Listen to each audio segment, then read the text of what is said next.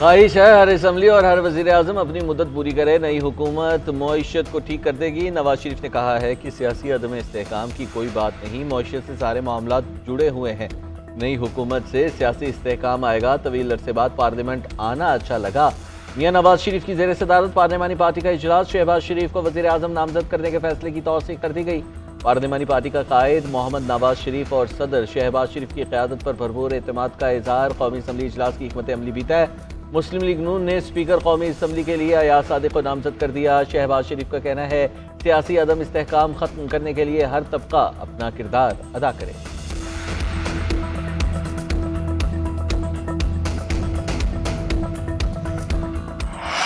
सुन्नी इत्तेहाद council को मखसूस नशिस्तें मिलेंगी या नहीं, इलेक्शन कमीशन में सियासी जमातों के दलाइल मुकम्मल होने पर फैसला महफूज। इलेक्शन कमीशन ने सुन्नी इत्तेहाद काउंसिल का खत बैरिस्टर अली जफर को फराहम कर दिया। चीफ इलेक्शन कमिश्नर ने कहा सुन्नी इत्तेहाद काउंसिल के खत के मुताबिक तो उन्हें मखसूस नशिस्तें नहीं चाहिए।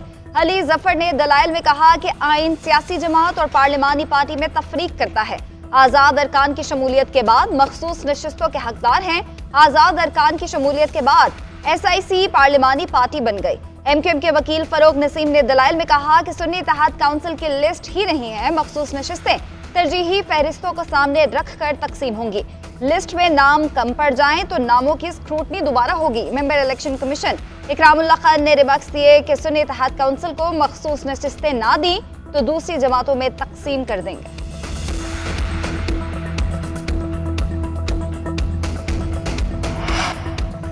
नून लीग और पीपल्स पार्टी नाम तो जमहूरियत का लेती हैं, लेकिन जहां मौका मिलता है दूसरों का जमहूरी हक मार लेती हैं। अली जफर का कहना है इलेक्शन कमीशन को बता दिया है आइन में ऐसी कोई कदगन नहीं कि वो दोबारा मखसूस नशिस्तों के लिए फहरिस्त तलब नहीं कर सकता। अगर मखसूस नशिस्तों में सुन्नी इत्तेहाद काउंसिल को हिस्सा ना दिया गया तो हम सुप्रीम कोर्ट जाएंगे। बैरिस्टर गौहर बोले बाप पार्टी ने भी लिस्ट नहीं दी थी, बाद में उन्हें लिस्ट देने की इजाजत दी गई। खत में कहीं नहीं लिखा कि सुन्नी इत्तेहाद काउंसिल मखसूस नशिस्तें नहीं लेना चाहती।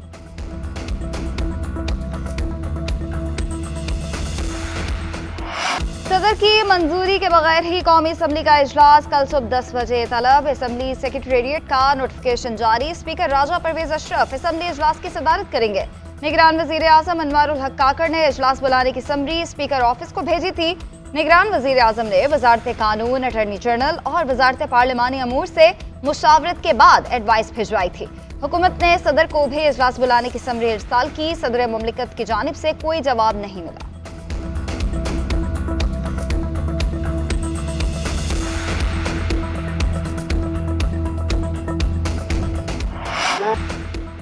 खैबर पख्तूनख्वा असम्बली का पहला हंगामी इजलास 9 मुंतखब अरकान ने हल्फ उठा लिया। Speaker KP assembly Mushtaq Honey ने अरकान से हल्फ लिया। इजलास से कबल बदनज़मी कारकुनान की धक्कम फेल। नामजद वज़ीर आला अली अमीन गंडापुर की भी इजलास में शिरकत। मुस्लिम लीग नून की रुकन सोबिया शाहिद ने ऐवान में घड़ी लहरा दी। PTI कारकुनान ने अपोजिशन खातून रुकन पर जूता और लोटा फेंक दिया। मुतादिद कारकुन गैलरी में घुस गए। शदीद नारेबाजी की। ऐवान मछली मंडी बन गया। स्पीकर डेप्यूटी स्पीकर का इंतखाब कल होगा। सुन्नी इत्तेहाद काउंसिल की जानिब से स्पीकरशिप के लिए बाबर सलीम सवाती और डेप्यूटी स्पीकर के लिए सुरैया बीबी के कागजात जमा। ऑपोजिशन की तरफ से स्पीकर के लिए एहसानुल्लाह, डेप्यूटी स्पीकर के लिए अरबाब वसीम उम्मीदवार है।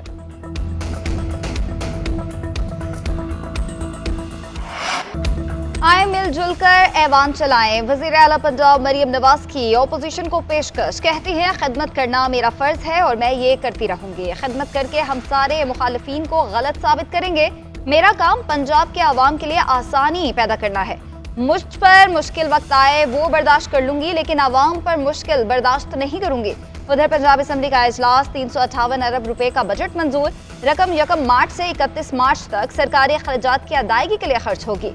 बजट की तहरीक की मंजूरी पर अपोजिशन और हुकूमती अरकान में नोक-झोंक। मरियम नवाज शरीफ की ज़ेर सदारत इजलास। पंजाब के सरकारी हॉस्पिटल्स की एमरजेंसी में फ्री मेडिसिन की फराहमी का प्लान तलब। मेडिसिन की होम डिलीवरी 1 मई से शुरू करने का उसूली फैसला। मरियम नवाज का कहना है कि हेल्थ कार्ड को रीडिजाइन करके जल्द फंक्शनल कर दिया जाएगा। मुफ्त अद्वियात अवाम का हक है, मेडिसिन देने का अहद पूरा करेंगे। अवाम को तिब्बी सहूलतें देना कोई एहसान नहीं, एहसान करने वाला रवैया बदलना होगा। इंतखाबात में सिंध की आवाम ने हमें तारीखी कामयाबी दिलवाई। हमेशा आवाम की खिदमत की और काम करके दिखाया। दूसरों ने सिर्फ ऐलानात किए। वज़ीर आला सिंध सईद मुराद अली शाह ने कहा कि कोशिश करेंगे कि सिंध के आवाम की उम्मीदों पर पूरा उतरूं। आसिफ अली सरदारी मार्च में सदर पाकिस्तान का दोबारा हल्फ उठाएंगे। सिंध हुकूमत सैलाब मुतासिरीन की बहाली का काम तरजीही बुनियादों पर करेगी। चेयरमैन बिलावल भुट्टो जरदारी ने हिदायत जारी की, सैलाब मुतासिरीन को रिहेबिलेट करना है। जल्द स्ट्रीट क्रिमिनल्स और कच्चे के डाकुओं पर काबू पाएंगे।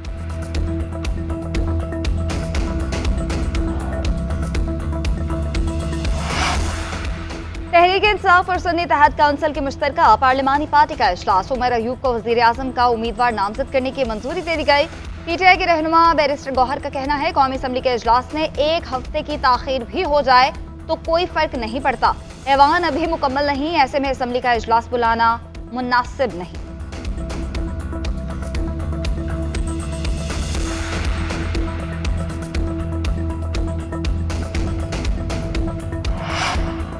हुकूमत में शामिल हो गए तो हश्र और बुरा होने वाला है। गवर्नर सिंध की मुबैना ऑडियो लीक हो गई। कामरान टिसोरी का ऑडियो में इंतखाबात में वोट ना मिलने का एतराफ़। कहा 2024 के इलेक्शन में हमें वोट नहीं मिला, पहले हमें 7 सीटें मिली थी, वो हमारा वोट बैंक था, हम तो पीटीआई के साथ थे, पीडीएम का साथ देने की वजह से वोटर नाराज हो गया। कामरान टिसोरी ने कहा पीपल्स पार्टी नून लीग को प्रेशर दे रही है कि सिंध की गवर्नरशिप एमक्यूएम को ना दी जाए। उधर गवर्नर सिंध के तर्जुमान का कहना है कि मुबैना ऑडियो में आवाज़ गवर्नर सिंध की है। ऑडियो में कुछ चीज़ों को एडिट करके सियाक़ो सबक से हट कर बयान किया गया।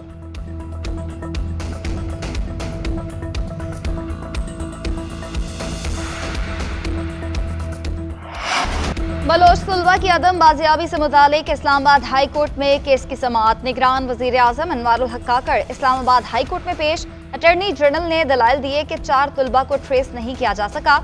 ईमान मजारी ने दलाइल दिए कि मेरी इतला के मुताबिक 9 तलबा मिसिंग है। निगरान वजीर आजम अनवारुल हक काकड़ ने अदालत में बयान दिया कि बतौर वजीर आजम कानून पर अमल दरामद कराना मेरी जिम्मेदारी है। जस्टिस मोहसिन अख्तर कियानी ने रिमार्क्स दिए कि आपने अदालत में पेश होकर साबित किया कि आप भी कानून को जवाबदेह हैं। इदारे कानून से बालातर नहीं, हम सिर्फ बलोच तलबा की हद तक केस देख रहे हैं। बताया गया है कि कुछ टीटीपी का हिस्सा बन चुके हैं। उनके मुताबिक कुछ तलबा घर आ गए हैं और कुछ को ट्रेस किया जा रहा है। केस चला है तो कुछ लोग घर आ गए हैं। केस की समाअत मुलतवी कर दी गई।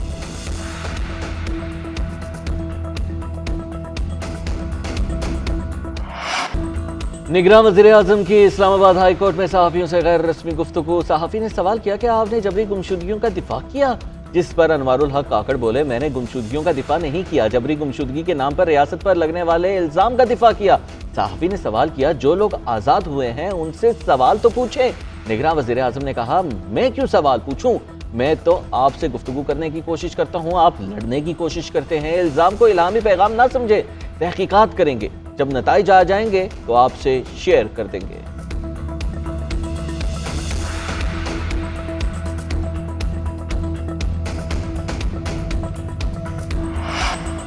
एएसपी शहर बानो की army chief Syed general Asim Munir से मुलाकात। आर्मी चीफ की एएसपी की पेशा वराना महारत का मुजाहिरा करने पर तारीफ। आर्मी चीफ का कहना है कि पाकिस्तानी खवातीन जिंदगी के तमाम शोबों में अहम किरदार अदा कर रही हैं। खवातीन पाकिस्तानी मुआशरे का एक अनमोल हिस्सा हैं। उनका एहतराम हमारे मजहब के साथ साथ मुआशरती इक़दार में भी शामिल है। आर्मी चीफ ने अदम बर्दाश्त को रोकने की जरूरत पर जोर दिया।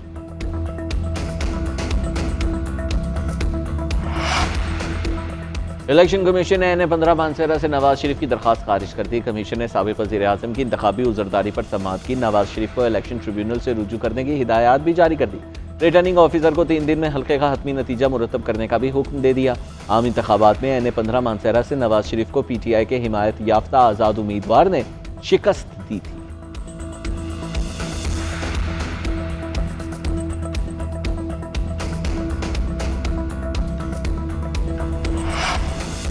जुल्फिकार अली भुट्टो की फांसी को अदालती कत्ल करार देने का सदारती रेफरेंस। फारूक एच नायक ने जस्टिस रिटायर्ड नसीम हसन शाह के इंटरव्यू सुप्रीम कोर्ट में पेश कर दिए।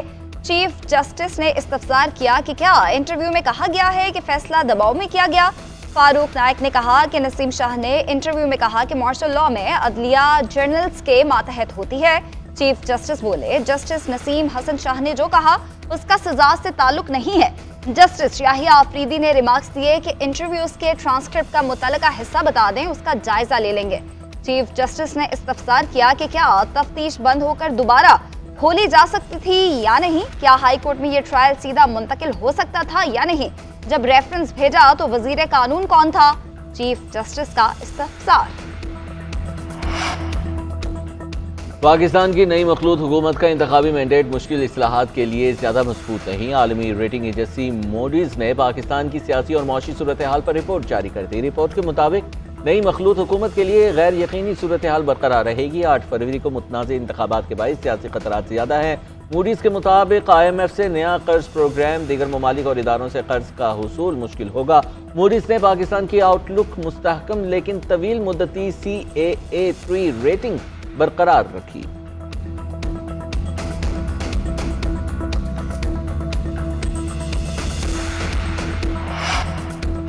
पच्चीस मई 2022 के लॉन्ग मार्च में एहतजाज और तोड़ फोड़ का केस। इस्लामाबाद की अदालत ने बागी चेयरमैन PTI असद उमर, फैसल जावेद और दीगर को मुकदमे से बरी कर दिया। जुडिशियल मजिस्ट्रेट मोहम्मद शब्बीर ने बरियत दरख्वास्तें मंजूर करने का फैसला जारी कर दिया। मुल्जिमान की जानिब से बरियत की दरख्वास्तें दायर की गई थी। फैसले के मुताबिक मुकदमे में मुल्जिमान को सजा नहीं सुनाई जा सकती। मुकदमे का मजीद ट्रायल चलाना वक्त का ज़िया है। तमाम मुल्जिमान की बरियत दरख्वास्तें मंजूर की जाती हैं। मुल्जिमान पर 26 मई 2022 को थाना तरनोल में मुकदमा दर्ज किया गया था।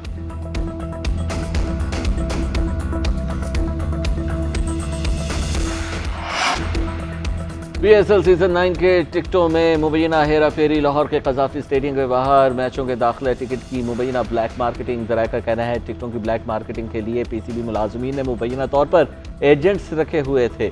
एजेंट्स लिबर्टी गोल चक्कर, फीफा हाउस गेट पर टिकट्स ब्लैक में फरोख्त करते थे। एक ही टिकट को बगैर फाड़े बार बार इस्तेमाल किया गया। सिक्योरिटी पर तैनात पुलिस एहलकार भी बगैर टिकट मुख्तलिफ अफराद को स्टेडियम में दाखिल कराते रहे। चेयरमैन PCB की जानिब से मामले की तहकीकात के लिए इंक्वायरी कमीशन बनाए जाने का इम्कान।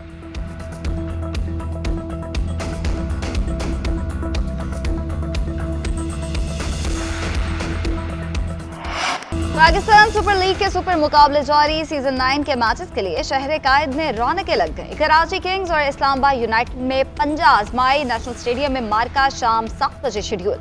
बाहमी टाकरों में यूनाइटेड का पलड़ा भारी। 20 मैचेस में से 14 में कामयाबी हासिल की। किंग्स 6 मैचेस ही जीत सका। रवा सीजन में कराची किंग्स 3 मैचेस में से 2 में कामयाब रहा। इफ्तिताही मैच में कामयाबी के बाद इस्लामाबाद यूनाइटेड लगातार 3 मैचेस हार गया।